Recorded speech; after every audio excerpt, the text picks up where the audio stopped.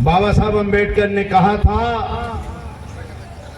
कि संविधान कितना भी अच्छा हो, लेकिन अगर लागू करने वाले गलत हैं तो संविधान का कोई महत्व नहीं होता है।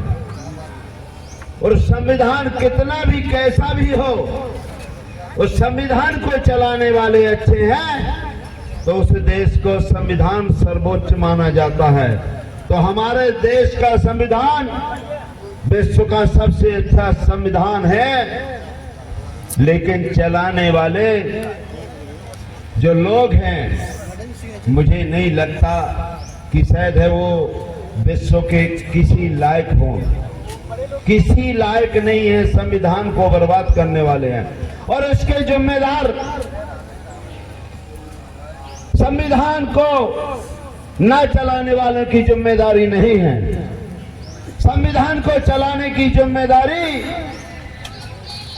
ये बहुजन समाज को है। और ये तभी संभव है, हमको कुछ चीजों पर परहेज करना पड़ेगा। और परहेज जब तक नहीं आप करेंगे, कुछ चीजें मानना पड़ेगी और कुछ चीजों पर परहेज करना पड़ेगा, तभी अपने भारत का संविधान बच पाएगा। और 1 साल के अंदर हम लोग आते हैं और संविधान की जय, संविधान अमर रहे, संविधान जिंदाबाद। 365 दिन में 364 दिन उनके लिए कहते हैं बाबा रहे, अमर रहे, फलाना अमर रहे, ठिकाना अमर रहे, ये जिंदाबाद वो जिंदाबाद। इससे काम नहीं चलने वाला। 365 दिन हम लोगों को जब निकलना चाहिए तो संविधान की शपथ जैसे याद ली है कि हम संविधान की रक्षा के लिए अगर हमें अपनी जान भी देना पड़े तो जान दे देंगे, लेकिन संविधान की रक्षा करेंगे, तभी हमारे बच्चों की रक्षा होगी। लेकिन कुछ बातें मैं बता देना चाहता हूं साथियों आपको। देखो, संविधान तभी बचेगा जब आप लोग कुछ बातें मानेंगे। पहली बात तो ये रहेगी कि हमें जितने हमारे महापुरुष लगे हुए हैं इनके हमें को जीवन इतिहास और इनकी पुस्तकों को पढ़ना चाहिए। और जो संविधान को समाप्त करने वाले हैं उस पुस्तक को हमें बिल्कुल छूना नहीं चाहिए, इनके कार्यक्रमों में नहीं जाना चाहिए। अरे चलो देखा क्यों देखा है भाई, अभी कावड़ यात्रा होती तो फिर फील्ड में आदमी न बचते, बनते ही नहीं फील्ड में।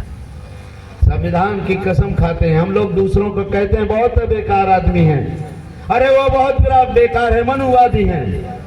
तो ये 3 अंगुरी कहती हैं आरडी प्रजापति, 3 गुना मेरी अंगुरी कहती है कि 3 गुना आप बेकार हो। एक आदमी को उंगली उठाने के पहले अपनी उंगली को देख लेना चाहिए कि आप कितने अच्छे, आप कितने अच्छे हैं। इसलिए आपको अपने महापुरुषों का जीवन परिचय पढ़ना चाहिए, अपने महापुरुषों की पुस्तकें रखना चाहिए और अपने महापुरुषों के लिए जो अपने समाज के जितने भी महापुरुष रहे हैं उनकी विचारधारा को मानना चाहिए। और दोस्तों, कुछ जगह हमको बचाने की बात कह रहा हूं। पहला तो आपको अगर संविधान की रक्षा करना है तो टीवी, अखबार और ये मनुवादी मीडिया को आपको देखना बंद करना चाहिए। जब तक ये नहीं करते हो तब तक संविधान नहीं बच सकता। सुबह से हमारे लोग टीवी वही देखते हैं और सीरियल इतने हैं कि हम एक बार यहाँ का सीरियल दिखा रहे हैं और हर घर में वो अपना सीरियल दिखाते हैं। बताइए हम कहाँ तक समझाएंगे।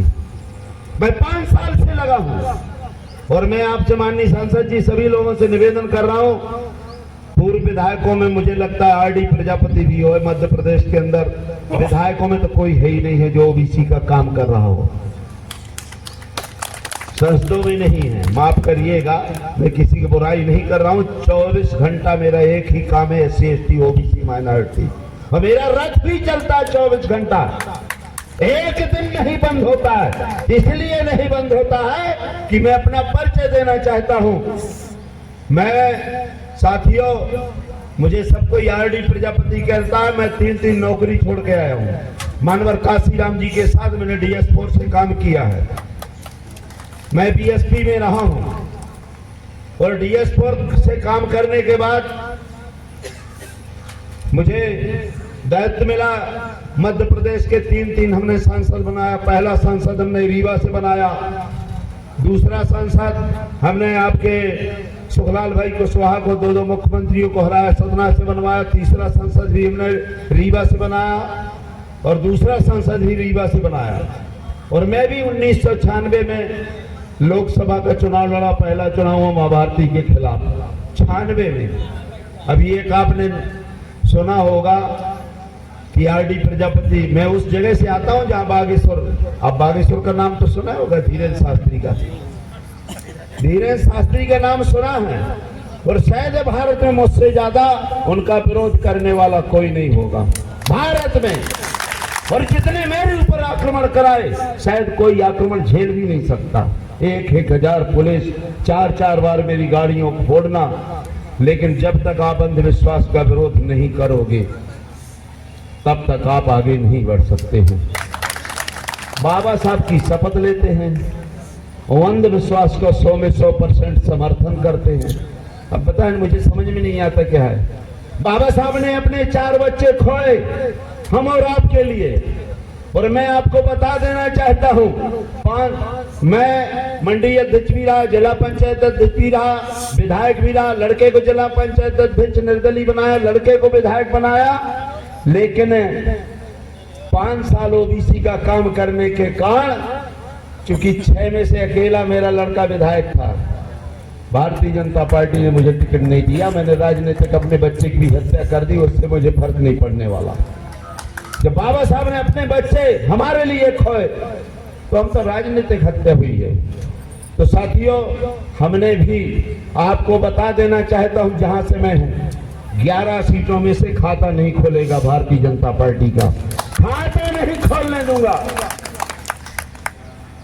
हम जीत तो नहीं सकते, लेकिन ऐसा नहीं है कि कोई सब चीज जीती है, लेकिन हराने का ठेका, चाहे जितना बड़ा नेता हो, हराने का ठेका है। हम हराने का ठेका रखते हैं।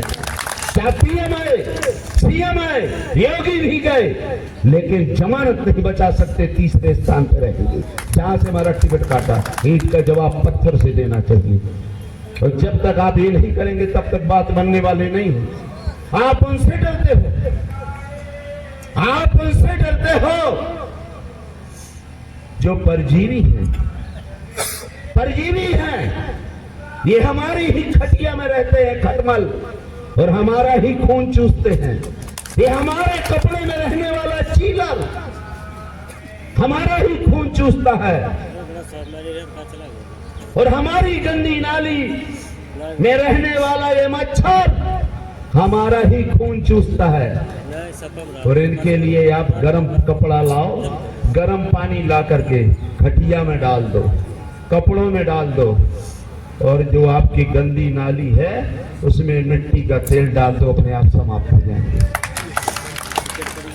आप उनसे डरते हैं। कमाने वाला आदमी हम 1-1 किलो, 5 किलो गल्ला, 10 किलो गल्ला कहते हैं देंगे।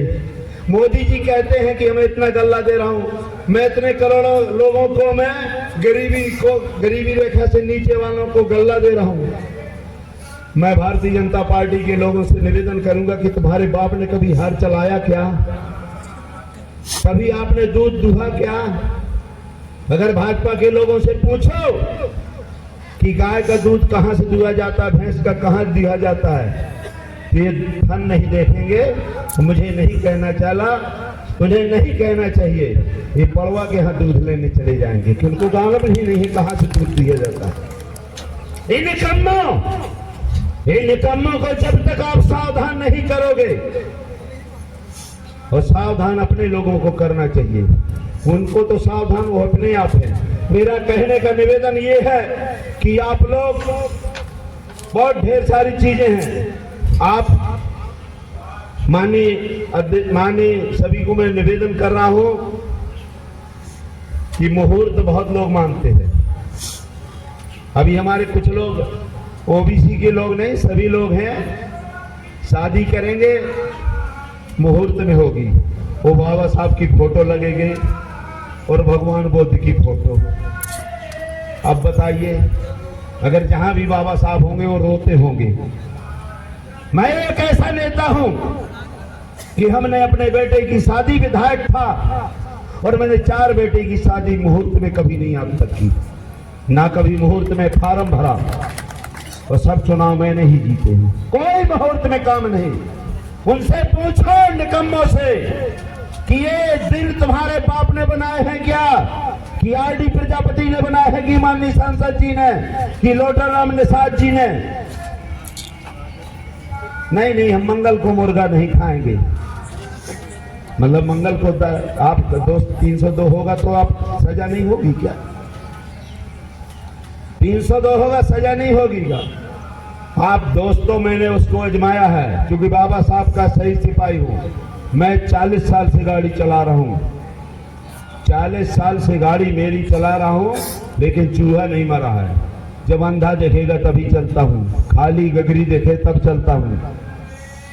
आपको दक्षिण नहीं जाना चाहिए, उसी दिन चलूंगा। जहां ये कह दें कि आज नहीं होना है, और वो काम मैं करके बताता हूं, चूहा नहीं मरा। तो ये इसलिए कह रहा हूं, ये पाखंडवाद। धीरेन्द्र शास्त्री के बारे में बता देना चाहता हूं। बहुत लोग मेरे से बोले कि आरडी प्रजापति इसलिए बोलता है कि इसका टीएफ पता नहीं क्या क्या बढ़ता है, इसको बहुत बड़ा धीरेन्द्र शास्त्री का नाम ले लेगा तो बहुत बड़ा इसका वो बढ़ जाएगा, पावर लोग जानने लगेंगे। जब धीरेन्द्र शास्त्री पेट के अंदर थे, मैं 1996 में लोकसभा लड़ा था, वो पेट के अंदर था, तो मुझे उमा भारती के खिलाफ उसी ने लड़ाया था क्या? ये पेट के अंदर था, ये पेट के अंदर से ऊर्जा दी थी क्या? दोस्तों, विरोध करना चाहिए। मेरे एरिया में मध्य प्रदेश में सबसे ज्यादा बाबा हैं, और जो मध्य प्रदेश का बजट है उस 5 बाबाओं की इनकम, 5 बाबाओं की इनकम मध्य प्रदेश के बजट से ज्यादा है, लेकिन वहां ईडी नहीं जाती। क्यों नहीं ईडी जाती? क्यों नहीं जाती? भाई सबके यहाँ, लालू जी के यहाँ ईडी, आपके अखिलेश जी को, मतलब जितने हमारे महापुरुष हैं सबके यहाँ ईडी जाएगी, लेकिन उनके यहाँ बाबाओं की ईडी नहीं जाती। कहां से पैसा पाया? इनने कौन सा काम किया? इनने कौन सा? तो दोस्तों, अभी आपको बुंदेलखंड के बारे में मैं इसलिए बता देना चाहता हूं क्योंकि मैं बुंदेलखंड का हूं। आप यहाँ आराम से रहते हैं, आप बहुत आराम से रहते हैं, क्योंकि बहन जी की सरकार रही, माननीय मुलायम सिंह जी की सरकार रही, माननीय अखिलेश जी की सरकार रही, और आपके बिहार में लालू प्रसाद जी की सरकार रही, नीतीश जी की सरकार रही। आप लोग मिलते जुलते इलाके से हैं। बुंदेलखंड में आज भी आदमी, अभी भी जिस देश का प्रधानमंत्री तेली हो, वो कहता मैं तेली हूं। उस देश का प्रधानमंत्री जिसका तेली हो, बुंदेलखंड के आज भी अंदर सुबह से तेली पखाना के लिए नहीं जा सकता है। आज भी अभी तो सावधानी इनसे भी बरतना चाहिए। जो हमारे समाज के लोग हैं, ये 2 प्रकार के लोग होते हैं। ये जो उनकी हिम्मत नहीं है कि हम लोगों पे आक्रमण करें, हम पे अन्याय कर सकते हैं। ये जो पिछड़े SC ST OBC के लोग हैं, ये कुल्हाड़ी के बेंट का काम करते हैं। कुल्हाड़ी जो है, अच्छे हरे भरे पौधों को काट सकती है क्या? कर कुल्हाड़ी, जब उसके अंदर मुर्दा बेंट घुसा रहता है तो हरे भरे पौधों को काटती है। ऐसे हमारे समाज के चमचे, अभी चमचा एक्ट की मैं किताब लाया हूं, माननीय सांसद जी कह रहे थे मुझे जरूरत है, क्योंकि मैं कांसीराम जी का सिपाही हूं। अभी यहाँ इलाहाबाद से 1988 का चुनाव हम उनके साथ लड़े, उनको लड़ाया, मैं इलेक्शन एजेंट था। 1988 की बात बता रहा हूं। तो वो चमचा जब जाता तो हमारे हरे भरे हमारे समाज को काटने का काम करता है। इसी तरह से तीतुल होता है, तीतुल क्या करता है, वो भी हमारे समाज का आदमी होता है, जो इकट्ठी मीटिंग, अहरवार समाज की मीटिंग, कुम्हार समाज की मीटिंग, यादव समाज की मीटिंग, नाई समाज की मीटिंग, वो मीटिंग करवाता है। जिस तरह से फसिया जो होता है, माननीय सांसद जी, फसिया जंगल में ले जाता है तीतुल को, अपने पालतू तीतुल को, उसमें रंग रंगाए रहता है, उसमें रंग लगा कर रहता है और कहता है, जब वो जाता है दाना डाल देता है और वहां तीतुल इकट्ठे होते, कह देता बेटा, जहां उसने आवाज दी, उसके कसाई ने, उसके फसिया ने, जैसे हमारे समाज के नेताओं को दिया जाता है, बेटा लग जाओ, अहरवार में लग जाओ, चमार में, कुम्हार में, बसोर में, पूर्वी काशी, हरगढ़, तेली, तमोली, नाई, धोबी, सब में बनाए तीतुल। तो वो जो जिसने कहा बेटा, तो तीतुल, पालतू तीतुल बोलता है कड़ी को। जंगल के सीधे साधे पूरे तीतुल इकट्ठे हो गए और उस जाल में फंस गए, और उसने अपने पालतू तीतुल को, चमचा को निकाला और बाकी सबको कुर्बानी कर दी। ऐसे हमारे समाज के चमचे जो लोकसभा, विधानसभा, राज्यसभा में जाते हैं और आज एक शब्द नहीं पिछड़े की बात करते। किसी ने बात किया क्या? देश का प्रधानमंत्री क्या पिछड़ों की कभी बात केवल वोट के लिए करता है? हमारे प्रदेश का मुख्यमंत्री पिछड़ों की बात नहीं करेगा, यहाँ के भी उप मुख्यमंत्री पिछड़ों की बात नहीं करेंगे। उसमें लगाम लगाया गया है, मुंह में दही जमाया गया है कि आप सब चीज करोगे लेकिन इनकी बात नहीं करोगे। इसलिए साथियों, पहले तो अपने से बचना है। जब अपने से चूंकि हम लोग पीछे से छुरा भोंकता है, वो लोग तो सामने से आते हैं, हम उनके वार से बचते हैं, कोई हम पे वार नहीं कर सकता है। और आप ये मानिए, मेरा रथ बना हुआ है, 5 साल तक मेरा कंटिन्यू रथ चलता है और 5 सुबह से लेकर रात तक मैं केवल ओबीसी एसटी की बात करता हूं। ऐसा नहीं है कि नहीं कर सकते हैं। इसलिए दोस्तों, इनकी जो विचारधारा है उन पे हमको काम करना चाहिए।